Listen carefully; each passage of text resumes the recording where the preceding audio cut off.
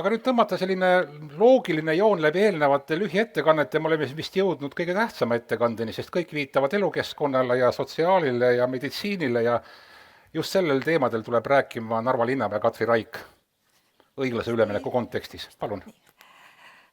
Tere päevast kõigile. Kõigepealt ma oleks kindlasti Mare teemal rääkides ennast tundnud kindlamini kui praegust teemat rääkides. Minu kohaliku omavalitsuse juhi kogemust on 5 kuud ja võib-olla sellepärast mul ongi lihtne rääkida, et ma nii uus olen. Kõigepealt, kui räägitakse kõigest nendest maakonna arengukavadest, siis alati sellisele kohtumisele Ida-Virumaal tulles tuled nagu vanade sõprade juurde. Näod on ikka need samad. Imestad, et näed, sõber on kuidagi veidi kiilamaks läinud ja siis lähed peegli juurde ja vaatad, et kortsud on ka tulnud. Et kui ma siin enne selle samal teemal rääkisin Ivan Sergejeviga, siis tema ütles, et tema on siiski sellel ajal täiskasvanuks saanud selle 20 aasta jooksul, mis me oleme rääkinud Ida-Viru arengust. Seekord on jutud teised, sest on üks konkreetne rahakott, millest rääkida. Aga minu roll on praegu rääkida kohaliku omavalitsuse vaates. Ma ütlen kohe, et tegelikult kohalik omavalitsus ei loo töökohti. Seda tihti öeldakse ka kohalike omavalitsuse juhtidele, et umbes mis kasu teist üldse on. Tegelikult on kohalikust omavalitsusest väga palju kasu ja kohalik omavalitsus on see, mis tegelikult Ida-Virumaa uueks loob. Selle Ida-Virumaa uuesti suureks teeb. Ja me oleme ju täna sellel hetkel, kui mõne loetud kuu pärast valitakse uuesti kohalikke volikogusid ja see on tegelikult võtmeküsimus. Ma tulen selle juurde veel kokkuvõttes tagasi. Kelle kätte jääb selles meie kaheksas toredas omavalitsuses otsustamine? Omavalitsusjuht on tihti nagu vapiloom, keda siis näidatakse ja ette lükatakse, aga kuskil taga on üks volikogu, mida tuleb tihti ära rääkida, ümber rääkida, müüa oma usalduslimiiti. Ütlen kohe, minul ei ole see sugugi hästi alati välja kukkunud just ettevõtluse võtmes ja Narvas. Seepärast on väga-väga oluline, kes on kohalike omavalitsuste volikogudes ja kuivõrd need inimesed mõistavad seda sama õiglase ülemineku sisu, seda sama sisu, et kui meil ei ole töökohti, ei ole meil mõtet rääkida üleüldse millegist muust. Kui tulevad töökohad, on mõtet rääkida ka muust. Kui küsida, mis siis sõltub omavalitsusest, siis nagu üks elukogenud füüsikaõpetaja ütles mulle, et taburet on maailma kõige stabiilsem istumisase ja õigupoolest on ka kohalikul omavalitsusel võimalik teha 3 asja. Arendada elukeskkonda, anda haridust ja vastutada sotsiaali ja tervise valdkonna eest. Elukeskkond. Selge, et kui me oleme siin ilusas Alutaguses, siis ma siin ennist mõtlesin, et Narva kortermajad ei kangastu mulle siin kusagil ja sellepärast on meil väga raske tihti leida ka ühisosa kõigi nende kohalike omavalitsuste vahel, kes meil Ida-Virumaal on. Raha pole meil piisavalt. Me ei ole rikkad omavalitsused. Ka minul avanesid silmad täiesti teistmoodi, kui ma sain aru, et kui keskmiselt on ühe inimese kohta maksuraha kohalikus omavalitsuses Eestis 1400 eurot, siis meil Narvas on 1000 eurot.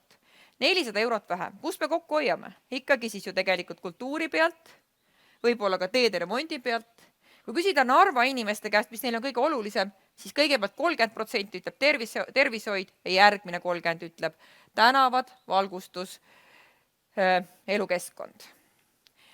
Me oleme olukorras, kus rahvaarv väheneb. Me peame oma linnasid koomale tõmbama. Me peame tegema siin volikogudega tarku otsuseid. Me ei saa neid teha õiglase ülemineku rahast. Me peame tegema neid ise, otsima ka teisi Euroopa Liidu vahendeid, looma inimestele ilusaid puhkamise kohti, soodustama, et inimesed teeksid korda oma koduõue, kooli ümbruse. Minu meelest on meie võtmeküsimus eelkõige suurtes ja venekeelsetes omavalitsustes. Kuidas me saame inimesed endaga kaasa? Kuidas me saame inimesed otsustama, tänavale tulema, tegema? Me oleme Narvas teinud praegu Garage 48-ga koos kogukonna häkatoni. Esimese koha said muidugi koerad ja kassid, see on nagu eraldi teema Eesti ühiskonnas, aga teise ja 3. koha said noored, kes seisid linnakeskkonna parandamise eest. Ja see on äge.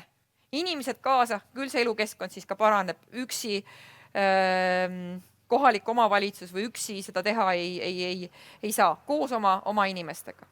Teine on haridus. Kui ma mõtlesin, mis on vahe 2004. aastal tehtud maakonna arengukava ja praeguse vahel, siis räägiti hästi palju eesti keelest ja eestlusest ja eestimeelsusest. Sellest me praegu räägime väga vähe. Haridus algab lasteaiast, nagu ka Mare rõhutas, ja lõpeb siis, kui me ükskord silmad kinni paneme. Ja kuidas arendada haridust, ootused on väga suured. Nagu siin oli ka jutuks, tegib hoopistükkis ka inglisekeelse üldharidusootus. Kui me ei suuda Kohtla-Järvel, Jõhvis või Narvas õpetada eesti keeles bioloogiat, öelge mulle, kuidas me kvaliteetset inglise keeles seda õpetada suudame. Mis me siis teeme? Toome ühe töötava erakooli filiaali Ida-Virumaale. Aga teistmoodi ei ole nõus ettevõtjad. See on nagu kujuneb ka vahel selliseks sümbolasjaks. Kui me räägime Aquafori uuest tehasest, siis tehase omanik ütleb mulle, et ta tahab ingliskeelset üldharidust. Ja see on juba nagu asi iseenesest, mis tulebki nüüd siis lahendada. Ükskõik mis viisil. Süda valutab, sest teile peab lahendama ka kvaliteetselt. Et iga kohalik omavalitsuse juht, jällegi 8 erinevas omavalitsuses, peab mõtlema, mida teha haridusega algusest lõpuni, kellega teha koostööd. Mul oli hiljuti väga tore kogemus. Käisin Tartu tervishoiu kõrgkoolis. Ma läksin kuidagi suures sellises, et mõtlesin, et kui nad nagu otse ei ütle, et tore, et tulid ja tore sind üle hulga ja näha, et siis on isegi väga hästi läinud. Aga ma nägin väga suurt valmisolekut tulla meile siia koolitama hooldustöötajaid, koolitama õdesid, sest ega me ilma sotsiaalvaldkonnata ei saa. Need inimesed, kes siin õpivad, jäävad pigem siia. Sellepärast ma kutsun kõiki üles julgelt minema ka abi küsima. Ida-Virumaast räägitakse hästi palju viimasel ajal. Ausalt öeldes isegi nagu avad, eks ju, Facebooki või avad ERR-i või avad Delfi ja ikka räägitakse meist ja põlevkivist ja põlevkivist ja põlevkiviõlist ja põlevkivist ja põlevkiviõlist ja sellest, kas puidu põletamine on hea või halb. Kasutame selle momendi ära. Küsime endale tuge ja me saame seda tuge. Püüdsin rääkida elukeskkonnast, püüdsin rääkida haridusest ja nüüd siis tervishoiust ja sotsiaalsüsteemist. Siingi on muidugi omavalitsused väga erinevad, aga aeg on mõelda teistmoodi. Inimene on üks tervik. Inimesel on ükskõik, kas ta saab abi sotsiaalabiametist, sotsiaalkaitseametist või töötukassast. Inimesel on tähtis, et ta saab abi. Ja kui ta sealt läheb perearsti juurde, et ta suunatakse sealt edasi eriarsti juurde ja kui ta sealt haiglast ükskord välja saab, et ta siis jällegi saab vajadusel ka sotsiaalteenust. Niimoodi inimesele keskendudes ja teistele ka selle suhtumisega eeskuju näidates peaksime me siin oma tervishoidu arendama. Oleme uhked selle üle, et meil on haigla, Ida-Viru Keskhaigla, peame arendama Narva haiglat, aga väga tähtis on perearsti teenus. Kui me räägime spetsialistidest, keda maakonnas on puudu, siis tegelikult perearstid on üks asi, mida me väga selgesti vajame ja siin me jõuame jällegi selleni, mida ilmsesti õiglase ülemineku valguses tuleb teha, toetada erinevate spetsialistide siia toomist, inimeste tagasitoomist, aga ka inimeste lihtsalt tulemist. Kes 2 aastat vastu peab, see hakkab varsti aastakümneid lugema. Nii see Ida-Virumaal elamine välja näeb. Kokkuvõttes. Ühe asja ma tahaksin siiski veel kindlasti öelda. Tegelikult on vaja meil Ida-Virumaal koos toimetamisest häid näiteid. Mina olen Ida-Virumaa kõige suurem omavalitsuse juht ja arusaadavalt ütlen ma, et Narva on maailma parim, eks ju, maailma keskpunkt ja üleüldse päike keerleb ümber Narva. Aga tegelikult võiks igaüks meist eest vedada iga omavalitsus mingisugust suurt projekti. Näiteks Narva seda, et tõepoolest saaks Narvast Euroopa kultuuripealinn aastal 2036 või 37, kui meil taas see võimalus on. Ja me saame seda ainult kõik koos, kõik need kohalikud omavalitsused koos. Ainult siis me suudame seda teha. Võib-olla ma olen täitsa kindel, et teistel omavalitsustel on teised ideed, mida peaks eest vedama, et me koos saaksime tugevaks, mitte vaieldes, kes on, kas Alutaguse on tähtsam või Narva on tähtsam. Õnneks me saame Evega ära jagada, me oleme omavalitsuse juhtidest siin 2, et Toila ja Narva, eks ju, on kõige tähtsamad kohad maailmas, et siiski. Et ka meie koos toimetamises on kindlasti suur jõud. Ja lõpetuseks peaksime üles kutsuma kõiki vaktsineerima, mis on meie suur probleem, aga ma kutsun kõik üles ka sügisel osalema kohaliku omavalitsuse valimistel ja jumala eest ka kandideerima kohaliku omavalitsuse valimistel, sest kui meil on tugevad ja edumeelsed volikogud, kes saavad aru, kuhu me oleme teel, siis me ka taas suureks saame. Teistmoodi me suureks kindlasti ei saa. aitäh ja ma kasutan võimalust ja soovin kõigile head suve. Ja nüüd tulen mina. Ütled sina. Oi, näed, oleks tädile rattad all, oleks ta omnibuss. Aquafor on unistus, reklaam või reaalne projekt? Millised eeldused on? Jaa, kas üldse? Tädi rattad all, sa tahtsid, et ma räägiksin Boltist. Ei, ma ei taha rääkida Boltist. Aga okei, Aquaforist, Aquafor ikkagi, teate, Aquafor on ju tegelikult praegu olemas. Mina olen sellest tootmisest käinud mitu korda, ettekujutus sellest, et tootmine on räpane ja kole on täiesti vale. See on väga puhas, väga automatiseeritud ja nii edasi. Et öelda, et see ei ole reaalne projekt, on absoluutselt vale.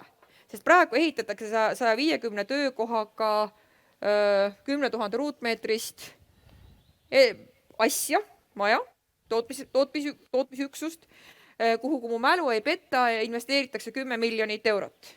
Mis mõttes me ütleme, et see ei ole reaalne? Tõsi, kelle supertehasest otsustatakse siis veel alles järgmine aasta. No ja selleks tulebki. Kui omanik ütleb, et ta tahab lennuvälja ja ingliskeelset haridust, siis omanik peab saama lennuvälja ja ingliskeelse hariduse. Muidugi, mis sa saata, mul on ka hea meel, et lennuväli on, ei tohi öelda lennuväli, lennurada on Narva-Jõesuu territooriumil, mitte Narva territooriumil. Et kui valida, kas lennuväli või ingliskeelne haridus, tundub ingliskeele üldharidus isegi natuke realistlikum. Aga see volikogu teema, et kuidas saavutada, et iga ida-virumaalane, no võtame konkreetsemalt, iga Narva elanik jagaks sama visiooni ja töötaks, mõtleks kaasa?